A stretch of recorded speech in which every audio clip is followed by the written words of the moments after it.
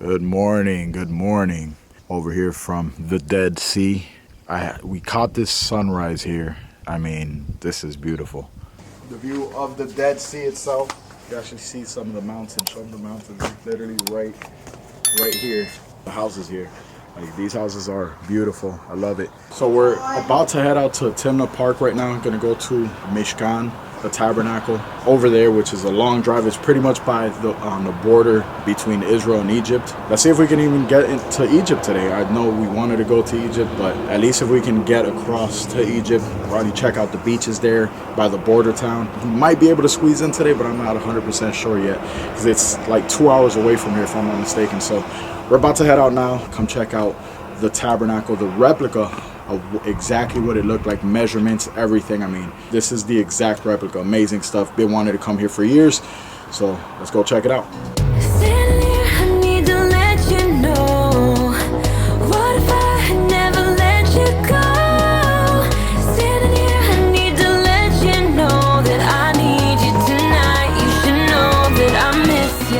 All right, so we are outside of Sodom and Gomorrah. I believe it's actually inside. You have to go inside the caves and go into the other side. We're not gonna go in right now because we don't have time. We're going to the Tabernacle in Timna and we're super far still. And we're late, very late. So unfortunately we don't have time to go right now, but if you actually go, if we were to go inside, first and foremost, it's dangerous to enter those caves. So I'm not sure if that's the actual entrance to Sodom and Gomorrah. If you actually go, you see sulfur all over the place. Videos on YouTube. There's an expedition channel that I follow on YouTube that he actually went into Sodom and Gomorrah, got the actual rocks from here, and he burned them. He confirmed that it was actual sulfur on camera, on video. A very good video. If I can find it, I'll go ahead and just probably link to that below this video in the description. But very, very interesting. Covered in sulfur, a huge piece of land covered in sulfur. If underneath the ground they found, I think hundreds or thousands of skeletons from bodies dating back to thousands and thousands of years ago, probably like 4,000 years ago, more or less.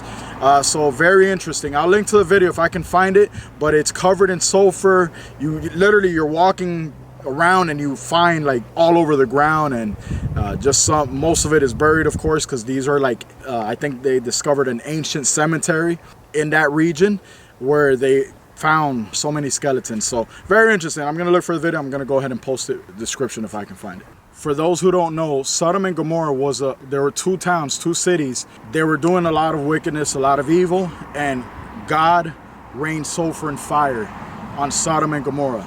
Sulfur and fire. So if you read Genesis chapter 18 and Genesis chapter 19, chapter 19 is the actual event of when it took place.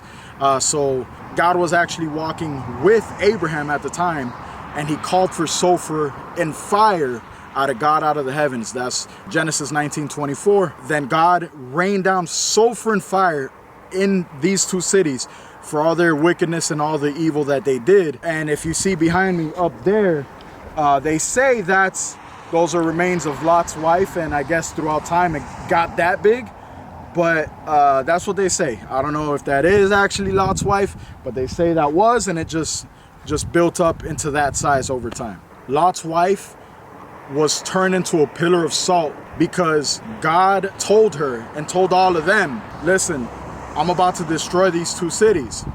Whatever you do, don't look back. That's all I'm asking. Don't look back. And so they went and they ran away, ran out of the cities. Who knows in which direction? Maybe in this direction, running around here in this region. They're running. Nobody looked back except Lot's wife. And as a result, she was turned into a pillar of salt.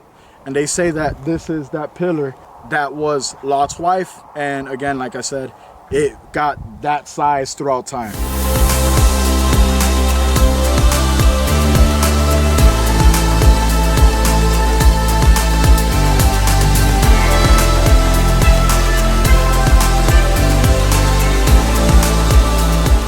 Just got to the Tabernacle of Mishkan. This is the exact replica of everything, all the measurements described in the book of Leviticus. So we're about to go inside and check it out.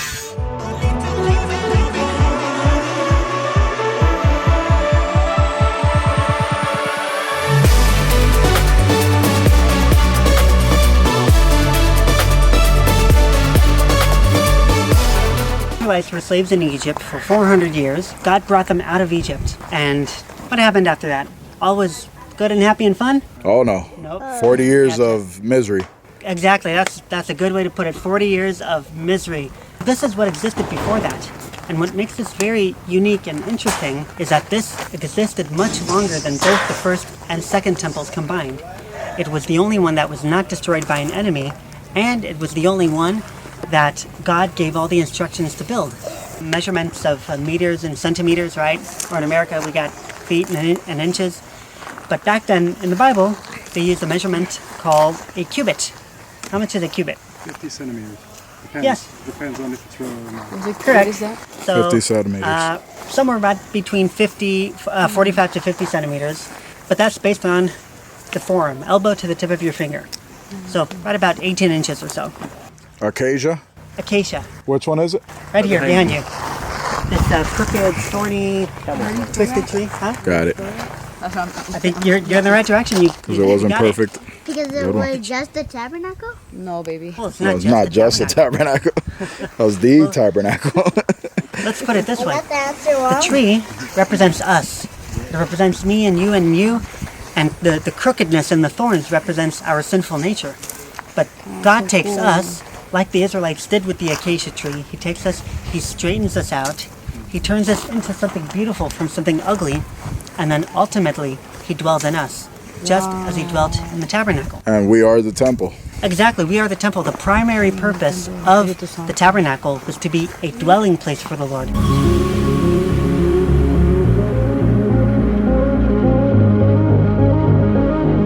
The first thing, this was made of acacia wood, covered in copper, and inside was the eternal fire. God was the one who started the fire when they first built the tabernacle, but it was called the eternal fire because they were never allowed to let the fire burn out. Only the high priest was allowed to make the sin offering.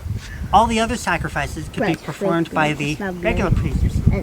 But the sacrifice whose purpose was to atone and cover the sins of Israel could only be done by the high priest. What makes this fascinating, this is called the copper wash base, what makes it really interesting is that it was the only item that God did not give any instructions for the dimensions. So the Bible does not list any measurements, not the shape or size or weight.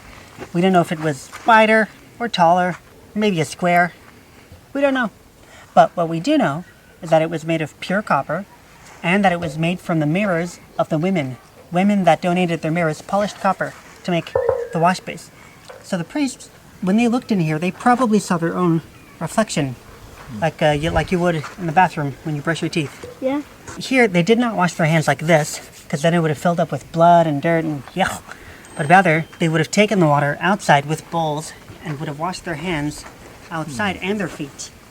And they had to do that before offering a sacrifice or before going into the tent.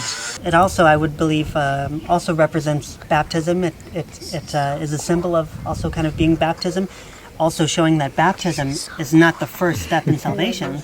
It is an important step in the life of a believer of Jesus, but it's not required.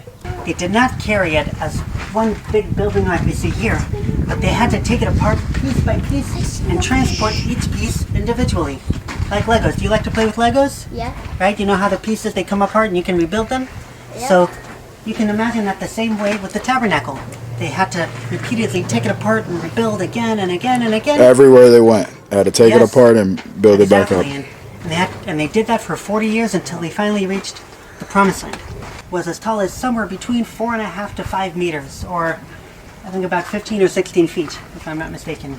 Each panel had a couple of things that held it in place to keep it from falling apart, like these hooks that they were attached to one another, as well as these poles, also made of acacia wood. 200, wow. 400? 1,000. 1,000? Any other guesses? 100? 100. So, 60.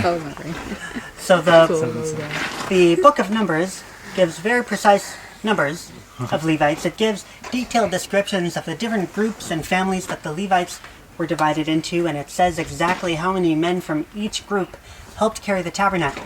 When you put the numbers in the calculator and you add it all up, it adds to a total and precise number of 8,580 men.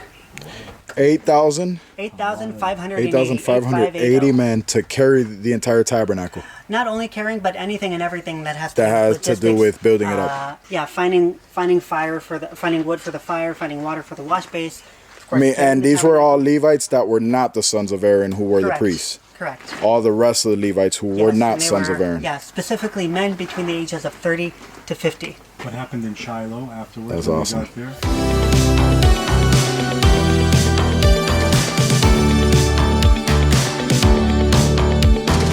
It's the room over here in the back called the Holy of Holies, in which only the high priest was allowed to enter, and only once a year. That day of the year is Yom Kippur? Yom Kippur, correct. In English, the Day of Atonement. The same day that he was to make the sin sacrifice that I was talking about. Back here, that's the Ark of the Covenant. Yeah, we're going to go in there in just a moment. But That's the Holy of Holies where the Shekinah was the presence of God. only the priests were allowed to eat of the bread, and they ate it on Shabbat, on Saturday. Shabbat? Was this bread that David ate? He was running from Saul, who tried to murder him, and David came to the courtyard with his group of men, and he told the high priest that he and his men had not eaten anything for a couple of days. And the high priest said, I have nothing to give you except for the showbread. So he gave David and his men 5 loaves of bread. Drop dead. Yeah. But God had mercy on David and his men. I think partially because of his situation. He was running from Saul. So that's why he kind of just let it slide. But I think it gets deeper than that. I think also God had already appointed David to become king one day, a few years back. But I think the most important reason is because of David's heart. I think David's heart was in the right place before the Lord. And that's why God had mercy on him. And when he says, I am the light of the world, he's referring to the menorah. Oh, the light of the world. See, I was right. This was the menorah. Yes. And that makes I sense. peeked through it. The menorah was on the other side of the tabernacle from the showbread. It was made of pure gold with olive oil right here in this big hole. And the fire would burn in the front, right here with a little wick or with a little piece of string. This was the only source of light in the whole room. So you can imagine if all the walls were covered in gold, you can imagine all that light reflecting off the walls and lighting up the whole room. This represents Jesus as the light of the world. It represents his righteousness and his holiness and perfection. But do you remember what I said in the beginning that we are the tabernacle of God? We established that in the beginning. Yeah. So just as the walls of the tabernacle reflected the light of the menorah, we need to reflect the light of Jesus to those around us because he is the source of light. Amen. But here, every day the priests had to offer up incense, which is a mixture of different materials, different plants and herbs and flowers that they would grind into a very fine powder. You want to help me grind the powder? There you go, yeah. And then they sprinkle that powder on the altar of incense, and it would fill the whole room with a beautiful smell, with a beautiful aroma. This represents prayer. It represents the prayers of the Israelites going up to heaven, but it also represents our prayers today as being like a sweet and beautiful smell to the Lord. In Psalm 141, David says, "Let my prayers be like an incense before you." The high priest had a far more beautiful uniform. You can see here all the different layers and pieces and colors that he had to wear. He had the 12 tribes of Israel, like your mom's necklace, with the 12 tribes of Israel. Each tribe had its own precious stone represented. On his shoulders, he had 2 more thorns, on which were written the 12 sons of Jacob, written according to age that they were born, from oldest to youngest, from Reuben to Benjamin. And Kadosh La Yahweh on the turban. Yes, on his forehead, he had a crown of gold that said, "Holiness to the Lord." Now, when we read in English, "the Lord," usually in all caps, I don't know how it is in Spanish, but Yeah, El Señor. Señor, it's not actually It translating actually from the says Hebrew word Kadosh Lord Yahweh. Adonai, but it's referring to the personal name of God, spelled with the Hebrew letters Yud Hey Vav Hey, pronounced Yehovah or Yahweh or Yehovah, Jehovah, or yeah. however you would pronounce it. Exactly. But the name of God, Yehovah, Awesome. is short for Love it. Hayah, up and down. So if he would drop dead in the Holy of Holies, Well, the thing about that They would is come drag him that, many people believe that the high priest was tied with a rope around his ankle Casey died in the Holy of Holies because they were not allowed and they could just drag him out. Yeah. But I don't believe in that group for a number of reasons. One is that it's not written anywhere in the Bible at all. Just tradition. Yeah, it's interpretation of the Mishnah. That's where it comes from. Got it. But also, not just because it's not written, but also because of the reason. I believe that if the high priest did do something he was not supposed to, or if he was unholy in some way, he would have never made it in the first place. He would have died outside. In addition to that, on Yom Kippur, the Day of Atonement, he was actually not dressed like this. He did not have any gold or bells or colors or anything, but he was dressed only in white. The rest of the year, he was dressed all colorful and fancy. So on Yom Kippur, he didn't even go in to the Holy of Holies with the bells and then make the sacrifice for all of Israel. Then he would walk in with the blood of that sacrifice into the Holy of Holies and sprinkle that blood on the Ark of Covenant. And that's demonstrated through the high priest. The book of Hebrews talks about this a lot. It compares Jesus and the high priest to each other multiple times. Just as the high priest was the only one who could make the sacrifice for Israel, Jesus is the only one who can make the sacrifice for us. In the Bible is the Ark of Testimony. Inside the Ark were three things. What was inside the Ark? You know? The tablets. The tablets with the 10 Commandments, yes. Moses Yeah, stuff. that Moses had. That What was that? God gave. Six. Moses. Aaron's rod, yeah. Yeah. Man. And man, very good. You guys know your stuff. Represent a different aspect of our relationship with God. The 10 Commandments represent the covenant between us and God. When we sin, we break that relationship with God. We break the 10 Commandments. Every single sin can be categorized into at least one of the 10 Commandments, and usually more often than not, usually more than one. So it represents the covenant between us and God. The staff of Aaron. Aaron was the brother of Moses, right? And he was the first high priest. It was through the staff that God showed the Israelites that he indeed had chosen Aaron to be the first high priest, and that it wasn't just nepotism because he's Moses' brother. Just because he's Moses' brother, he gets to be the first high priest? No, God chose him. And I spoke about how the high priest is the mediator, but the staff also represents Jesus as the mediator. In that, what happened to the staff? It blossomed with flowers. Oh, that was Moses' staff. It's easy to confuse. Moses had his own staff that turned into a snake, and Aaron had his own staff that blossomed with flowers. Flowers. Like sunflowers. And the flowers growing on the stick represents Jesus' resurrection from death, right? When you walk out here in the desert, you'll see there's not a whole lot to eat, right? So God had to provide food for the Israelites when they were in the desert. Yep. And he did that in the form of manna bread, like Manna. breadcrumbs that fell from heaven. And that symbolizes how God provides all our needs today, just as he provided for the Israelites out in the desert. God provides all our needs today, both the physical and the spiritual. So, in the Ark, you have these three things that symbolize the covenant, the mediator, and the provision.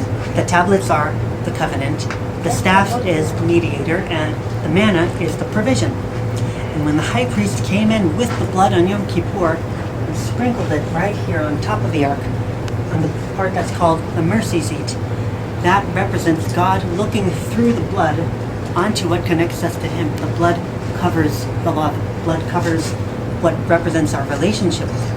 And that shows that only through blood we can be in a relationship with God. And only through blood we can repair that relationship with God that has been broken by sin. Oh. Whoa. Beautiful. The tablets and the stick and the sprinkle things. What was that? The tablet and the staff and the sprinkle things. Yeah, the manna, that's called. That's so cool. Manna, the staff, and the The tablets. staff. Wait, are those The 10 stick mitzvot. clouds The veil was torn. It was torn from top to bottom. You can see how tall this is. Yeah. The second temple by then was far larger than this. And they were not allowed to bring ladders. Wow. There was no way they could have reached it. So it was torn on the day that Yeshua died. Not just on the day, on the The very moment. second he died, Correct. the Very veil was second. torn. This veil, to be exact, Yes, from top to bottom. from top to bottom. And the real one was far thicker than this. The real one was like about 3 inches thick. This one, if you try to tear this, Yeah, You you're can't. not doing it. It shows only God could have torn it. So now that brings me to the next thing. It's funny, but in the Talmud in Yoma 39b, they say that 40 years before the destruction of the temple, which was 70 AD minus 40 is 30 AD. Who died then? Yeshua. Right around the same. The exact That crimson cord stopped turning white. I don't know if it's in the Talmud or if it's in the. I heard that Yeah, it's in the actually came Talmud. from the historical writings of Jehoshaphat. Yeah, that's in the Talmud, I and could be mistaken, but yeah, either way. Yoma 39b is the exact place in Yeah. the Talmud. I think in the Yeah. in Now the that, Yerushalmi Bavli. Yeah. I mean, They in Talmud say Bavli. they say that was. I mean, it's not written in the Bible, but they say that was their confirmation that God received the Yeah. sacrifice of Yom Kippur, and then the moment Jesus died on the cross, the Yeah. next Kippur after that, Yeah. they No, no longer exact- receive that confirmation anymore. And the cool thing about that started is panicking. that this is written by people who don't believe in Yeshua. Uh-huh. And they're confirming something that took place that validates Yeshua.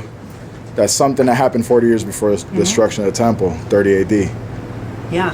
And they don't even believe in Yeshua, which confirms it even more. Yeah. Because you have a source who they don't even like him, and they're pretty much confirming that, okay, there's something happened that it just stopped turning colors. God, why did Who knows God why? suddenly stop receiving the sacrifices? Something happened. Yeah, I want to talk.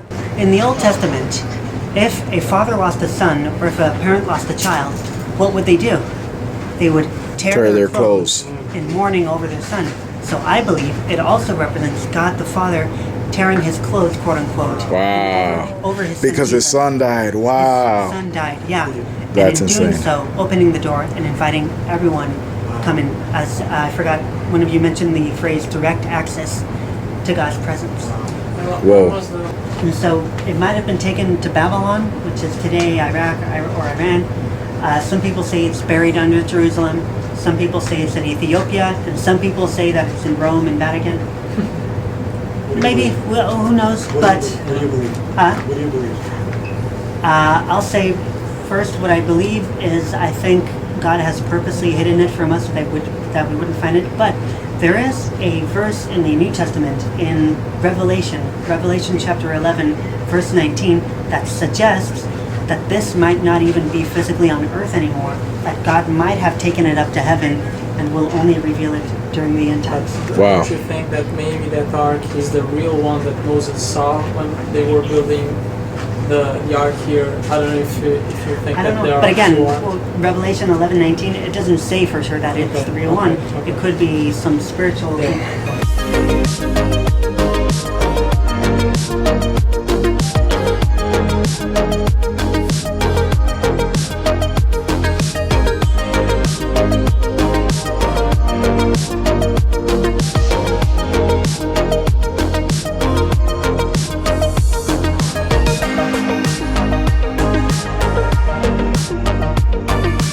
Hey guys, this experience has been life-changing. I always wanted to come to the Tabernacle to see the replica. This is beautiful, amazing. I recommend you to come to Israel, Timna Park, to come and see the Tabernacle. It's life-changing, beautiful to understand what is the Tabernacle. Alright guys, so that's gonna end this vlog. I hope you enjoyed the video. Like and subscribe, hit the notification bell, and make that subscribe button. And I'll see you in the next vlog. Peace.